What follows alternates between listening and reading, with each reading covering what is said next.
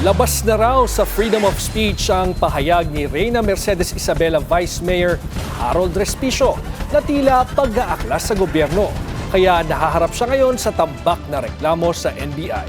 Narito ang agenda report ni Andrea Salve. Nahaharap ngayon sa patong-patong na reklamo sa National Bureau of Investigation si Reyna Mercedes Isabela Vice Mayor Harold Respicio, kabilang ang inciting to sedition at unlawful utterances.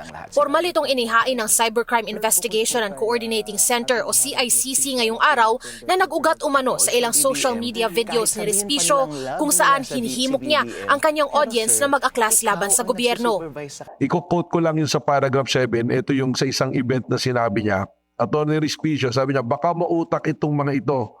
Baka ituloy pa talaga nilang hindi patakbuhin si VP Sara. Posible, di ba? Sumagot yung audience, malamang. Attorney Respicio, pero posible bang patayin? Posible, oo. Tapos sabi ni Attorney Respicio, ito ang tanong na seryoso. Kapag hindi na gumagana ang foundational principle ng ating constitution na demokrasya, ano ang sagot? Revolusyon. Tapos sabi ni Attorney Respicio, revolusyon. Attorney Respicio, baliwalain natin ang konstitusyon, di ba? Attorney Respicio, so willing ba kayong magrevolusyon? Sumagot yung audience, oh, wow, willing ba kayong mamatay? Oh.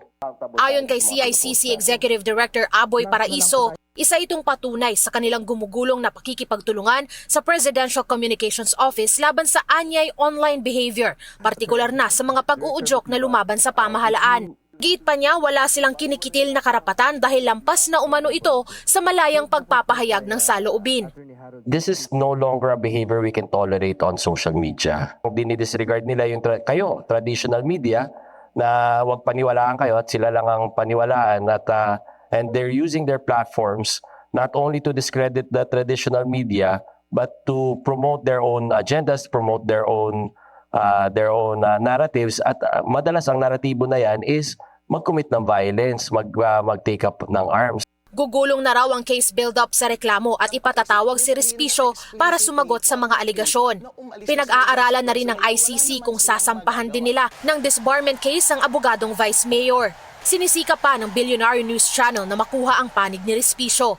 Pero sa isang Facebook post ilang oras bago inanunsyo ang mga reklamo sa kanya, Director Matibag, here's another strong statement for you. You're a f***ing large piece of shit. naging maanghang lang ang binitawan niyang mga salita laban kay Matibag. Para sa agenda, Andrea Salve, Billionaire News Channel.